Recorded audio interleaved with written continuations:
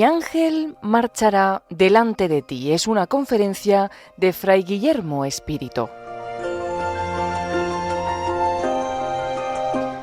El hermano Guillermo es franciscano conventual en Asís y pronunció esta conferencia de modo virtual en el año 2021, una conferencia organizada por el Arzobispado de Granada.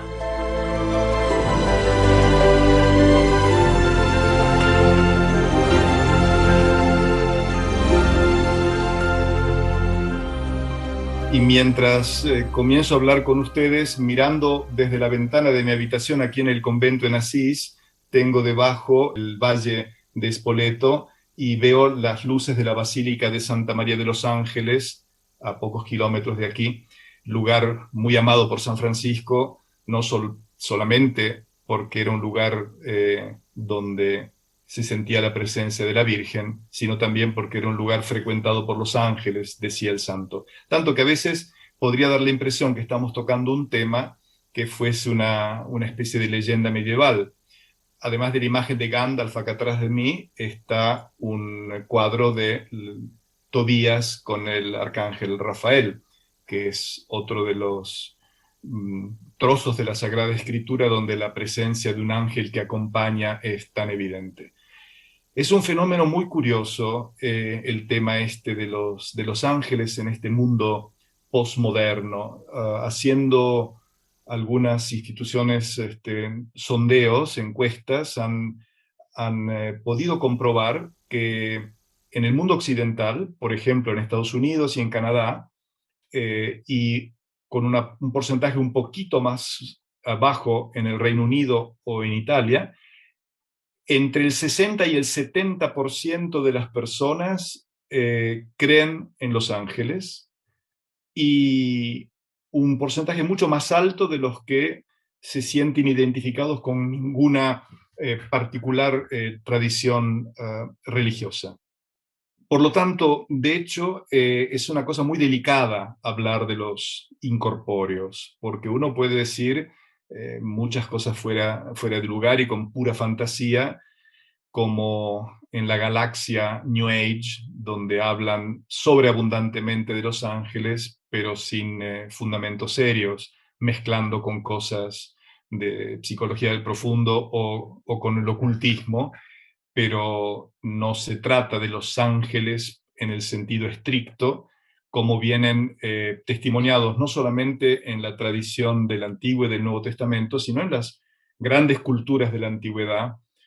Por ejemplo, la experiencia de Sócrates con el daimon que lo guiaba, o en el mundo mesopotámico o en la antigua Persia, que la percepción de estos seres intermedios entre el mundo del celeste y el mundo terrestre, que acompañan, se interesan en los humanos, es algo muy presente, tanto que el pueblo de Israel adoptará muchas de las formas imaginíficas para describir el mundo de los ángeles, las imágenes literarias y descriptivas del mundo persa. Es fascinante porque hay como una percepción transversal en las antiguas culturas y viene esto confirmado en la revelación. Y el gran teólogo Romano Guardini decía, y es así simplemente porque los ángeles existen y tantas generaciones y tantas culturas han tenido, como decir, una experiencia directa. En la escritura los ángeles son omnipresentes, desde el querubín en el libro de Génesis que bloquea la puerta del paraíso hasta los ángeles del Apocalipsis. Pero a nosotros nos interesa en todo caso, por ejemplo, recordar cuando Jesús en el capítulo 18 del Evangelio de Mateo dice de tener mucha atención, hacer mucha atención de no escandalizar a los pequeños, porque sus ángeles contemplan continuamente el rostro del Padre que está en los cielos, dando por obvio que todos los pequeños tienen una presencia invisible detrás de ellos, que tiene acceso directo, digamos, a la presencia de Dios.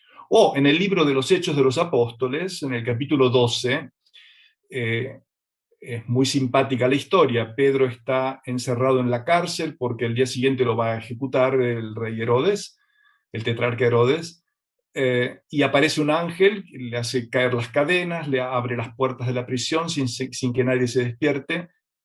Pedro mismo piensa que está soñando hasta que se encuentra en mitad de las calles de Jerusalén y se da cuenta que está libre y el ángel desaparece. Y él va a la casa de los discípulos, donde está la casa de Marcos, y se pone a golpear a la puerta. Y Rodes, una sirvienta, reconoce que es Pedro y de tan contenta no le abre. Y Pedro continúa a golpear a la puerta. Y los discípulos adentro le dicen a Rodes, estás loca, no puede ser Pedro, será su ángel, dando por obvio que hay cada persona tiene otra presencia detrás que en cierto modo se le asemeja. Yo no sé si de ahí vendrá, me parece que todavía en el mundo castizo se usa una expresión un poco tal vez en desuso en otros países, cuando se dice tener ángel, ¿no? Una persona que tiene ángel, ¿no? Que tiene una especie de personalidad luminosa o atrayente. Espero que sea verdad. Entonces, si tenemos esta especie de compañero, como esta presencia invisible, algunos pensadores, como el gran filósofo y teólogo ruso Sergio Bulgakov, decía que es como tener un gemelo invisible. Y se apoyaba en un versículo del libro del Apocalipsis, en el capítulo 21, donde describiendo la Nueva Jerusalén, se dice las medidas, ¿no?, que vienen usadas para describirla. Se usaba la medida en uso entre los hombres y la medida era el ángel, literalmente dicho así. Digamos, quiere decir que el ángel que está midiendo la ciudad usa una medida humana. Pero el texto griego literalmente da a entender como si el hombre estuviera medido con el ángel. Bulgakov dice, es de hecho, es verdad, hemos sido pensados dos, un ser de carne y hueso, alma, cuerpo y espíritu en la tierra, el ser humano, y un ser puramente espiritual, su gemelo a que lo acompaña desde el momento de la creación, de forma tal que, como en el cielo, en la tierra, indica que hay una correspondencia plena entre este mundo superior y el mundo interior, entre el mundo invisible y el mundo visible. Y esto es, desde el punto de vista del pensamiento, es fascinante. No tenemos hoy no es el momento oportuno para entrar en cuánto filósofos, científicos, físicos se han ocupado de este tema porque estaban fascinados y es como una perspectiva de exploración de la profundidad y de la riqueza del universo que va mucho más allá de lo que nosotros habitualmente conocemos. La cosa más deliciosa es percibir que desde toda la eternidad ha sido pensado que el hombre no esté solo, abandonado a la lucha, a encontrar su sendero, siguiendo los surcos de una tierra hostil, sino precisamente por las dificultades del camino. La providencia ha confiado a cada hombre un ángel, que en el Salmo 90 o 91 viene dicho, Él dará órdenes a sus ángeles para que os lleven en sus manos y para que tu pie no tropiece contra una piedra. Este sentido de ser custodiados y seguidos con alguien que en la descripción de los antiguos, los autores de los primeros siglos de nuestra era, lo llaman guía, compañero, guardián, consejero, preceptor, educador, amigo íntimo. Hoy lo podríamos llamar coach, ¿no? Un entrenador también.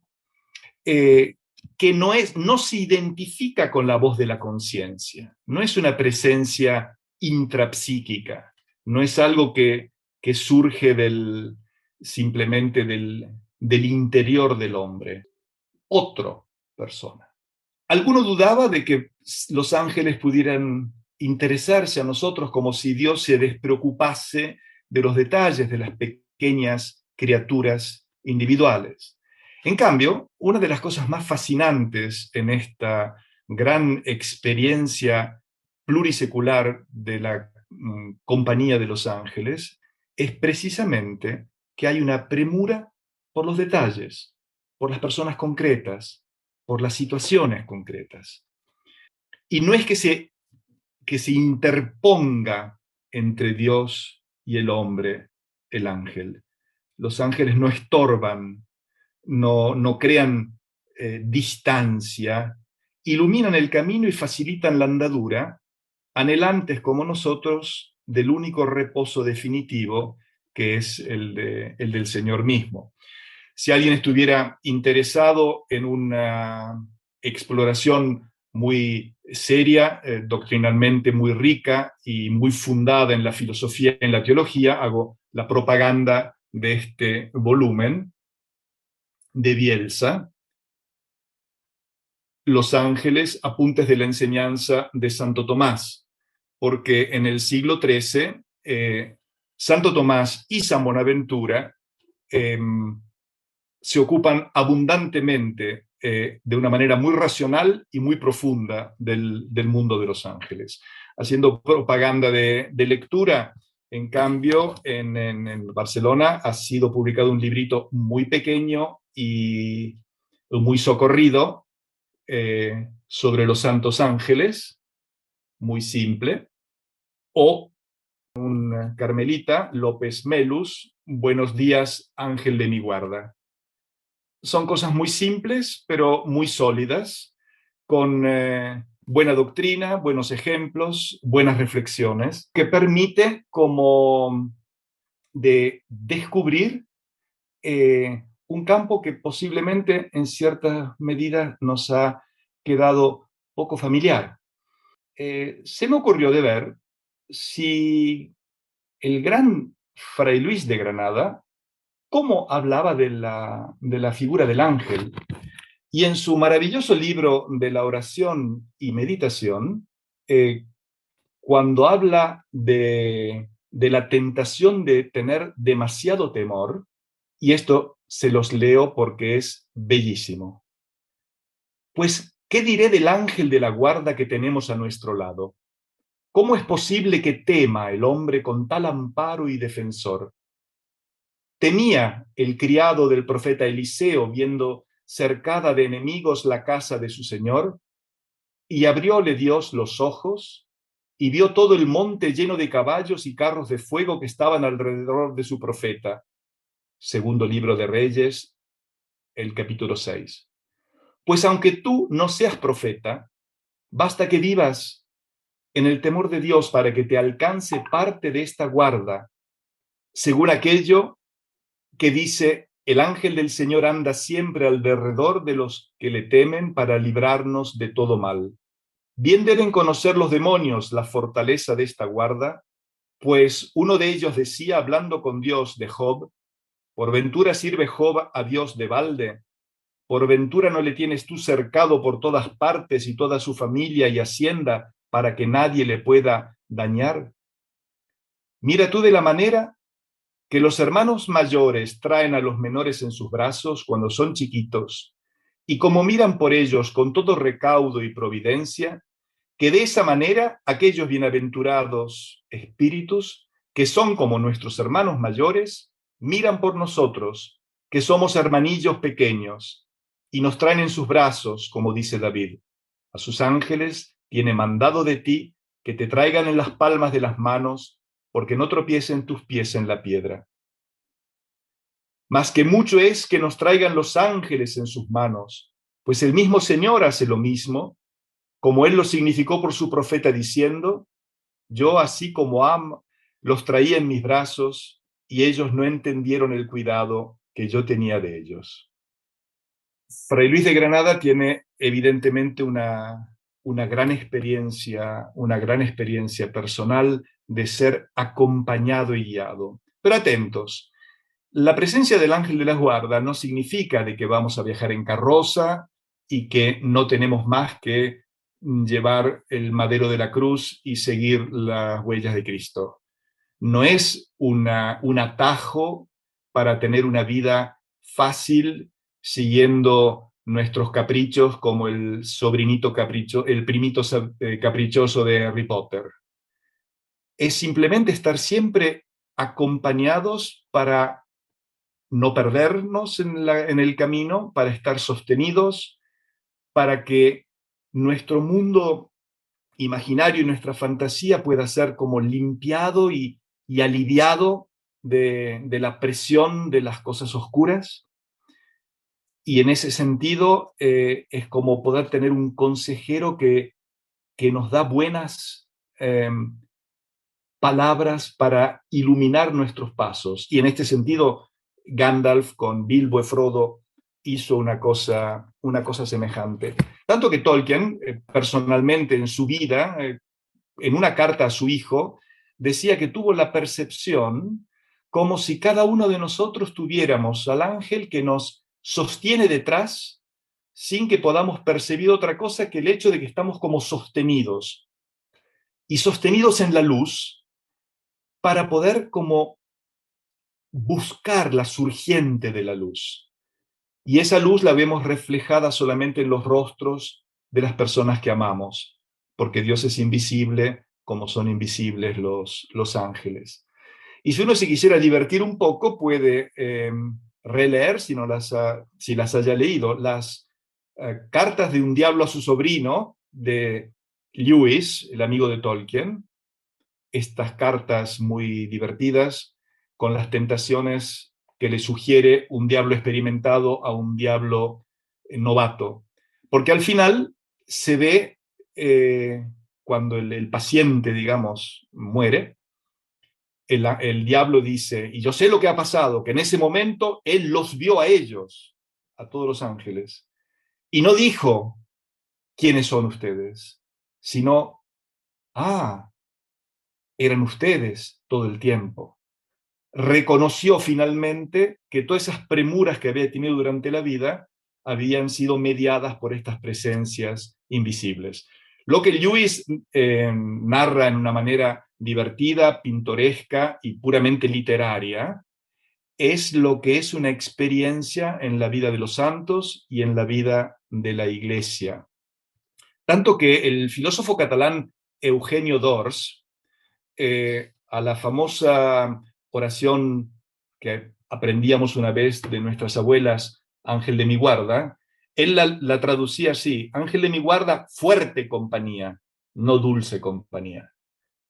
No me desampares ni de noche ni de día. Fuerte compañía. Algo muy, muy robusto. En el fondo, los ángeles activan la parte más vivaz y más creativa que tenemos. Son nuestro reflejo del lado luminoso que ayudan a reactivar todo el resto. Así que son compañeros de camino muy, muy socorridos, muy, muy, muy prácticos. Yo les quiero comentar simplemente una anécdota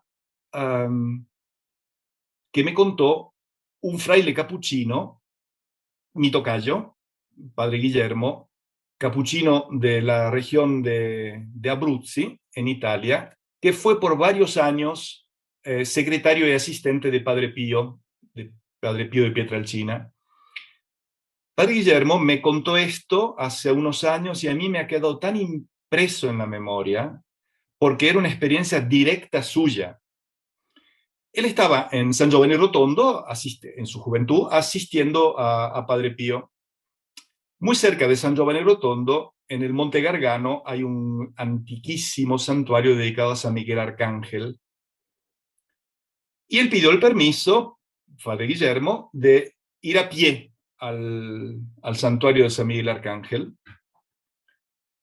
ida y vuelta a pie, son varios kilómetros, sabía que iba a volver molido, cansadísimo, y su preocupación era de poder despertarse al alba del día siguiente para poder asistir a Padre Pío mientras se levantaba y para acompañarlo a celebrar la misa.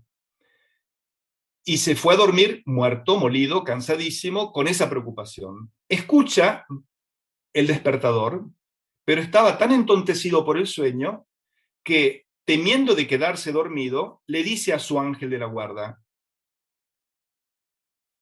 ve a decirle buona giornata a Padre Pío.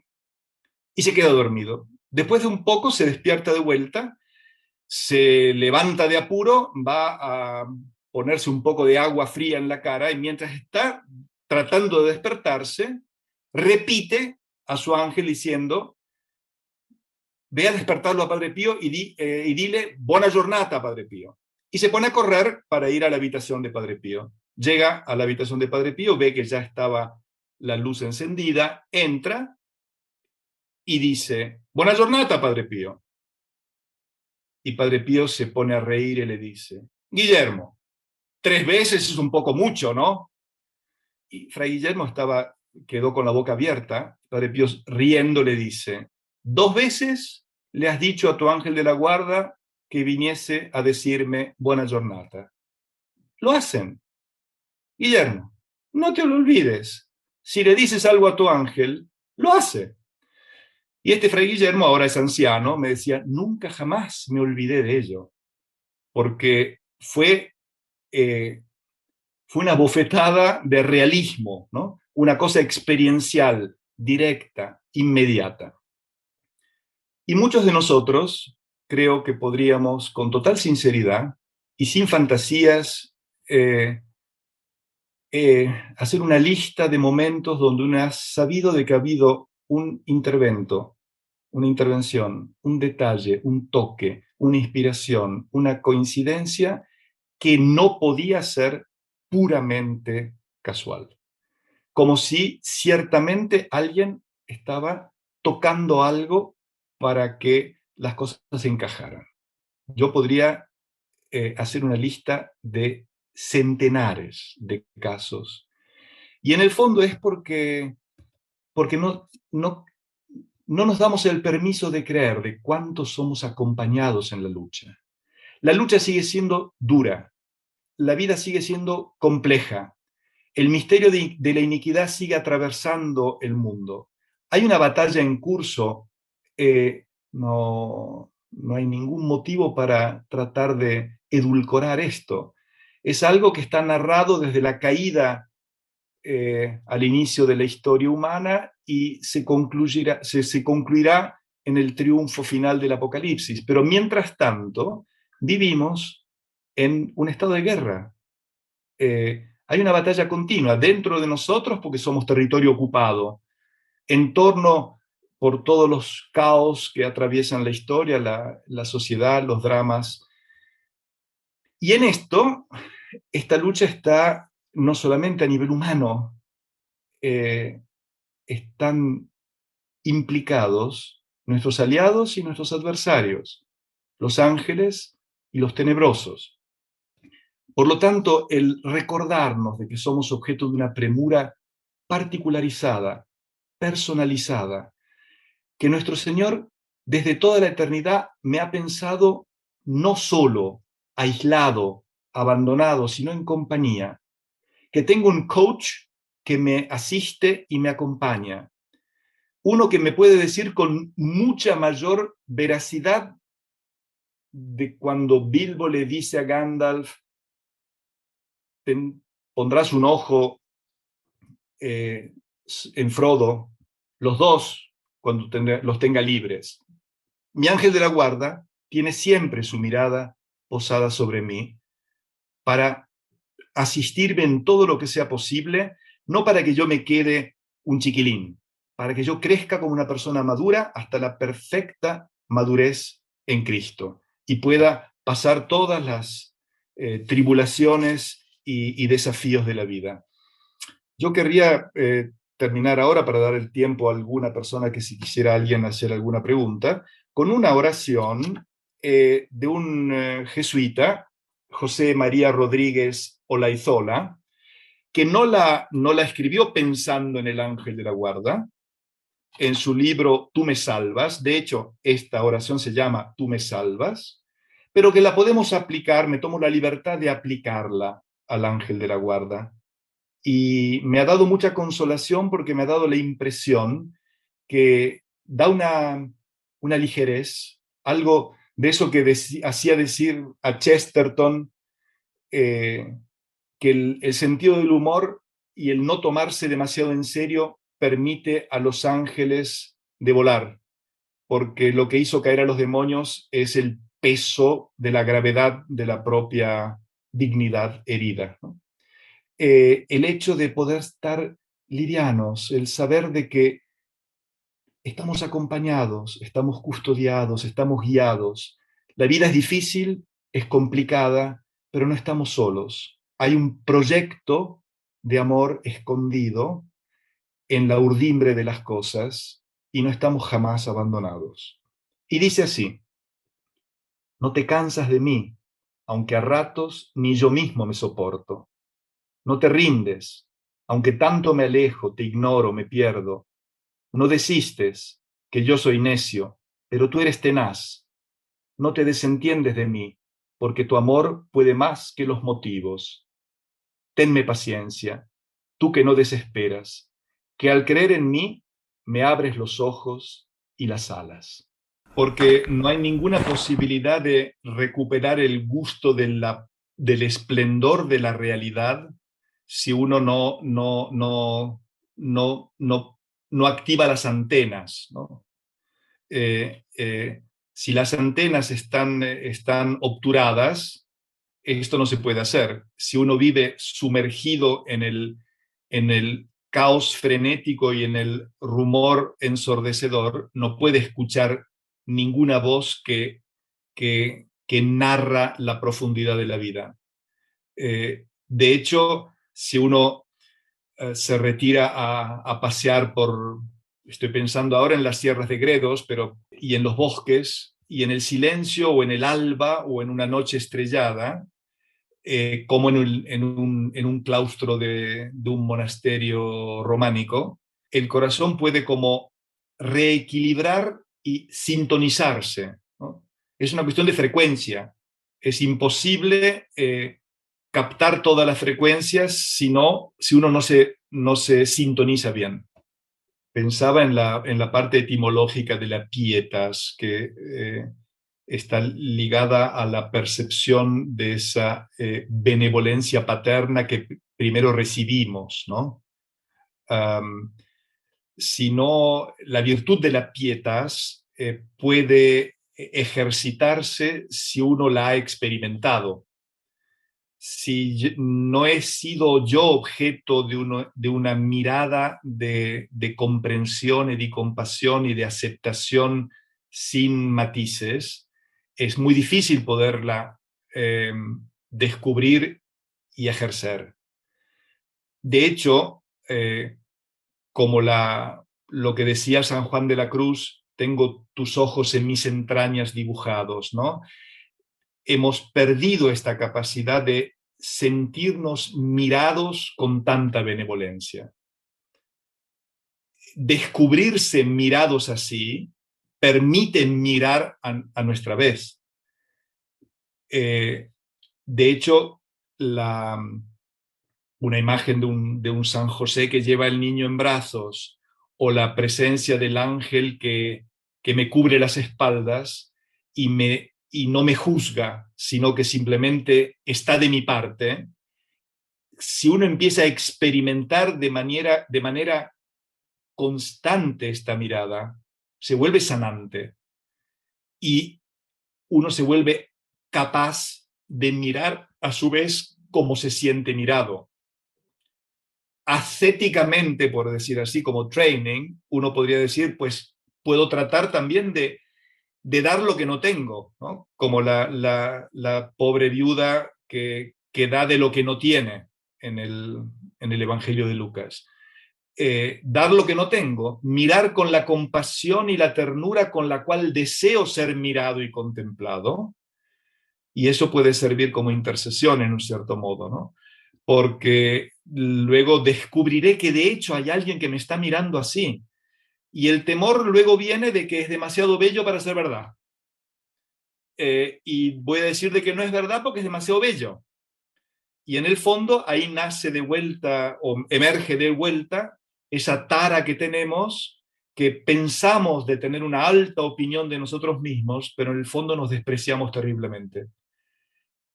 No creemos de que somos dignos de ser amados de esa forma, aunque lo deseamos desesperadamente. Y el poder descubrir que ya existe el ser mirados así, nos daría una tal libertad para poder hacerlo a nuestra vez, que correría una corriente de compasión y de ternura que nos haría de verdad con ciudadanos de Los Ángeles en modo experiencial. Pasando por el monasterio de San Juan de las Peñas, en Navarra, en dirección a... estaba yendo hacia Javier, hay un autor benedictino que, citando San Buenaventura, decía que desde el momento de la concepción el ángel está a nuestro lado. San Buenaventura está convencido de eso, ¿no?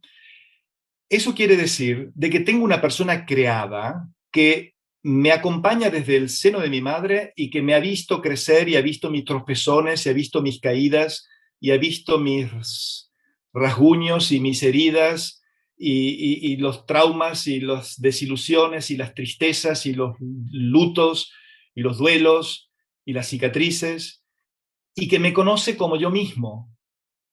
A mí, personalmente, el pensar de que hay alguien que desde que yo existo sobre esta tierra, simplemente una criatura, me conoce desde adentro hasta ese nivel, a mí me consuela. Porque las cosas que yo no soporto de mí mismo, y son tantas, sé que él las soporta. ¿No? Y el saberme acompañado así, no es el amigo imaginario de Marcelino Panevino, no lo es. Por lo tanto, yo diría que uno podría incluso osar de poner a la prueba el propio ángel, sin arrogancia, con una cierta parresía, una cierta desfachatez, de tratarlo y comenzar a tratarlo, porque una relación crece con el trato. Uno aprende a relacionarse relacionándose. Y es un experimento y es un riesgo, y no creo que haya mucho para perder, y hay tanto para ganar. Así finaliza en Radio María esta conferencia titulada Mi ángel marchará delante de ti, sobre los ángeles custodios en nuestra vida cotidiana. Es una conferencia que pronunció el hermano Guillermo Espíritu, que pertenece a los franciscanos conventuales en Asís, en el año 2021, organizada por el Arzobispado de Granada.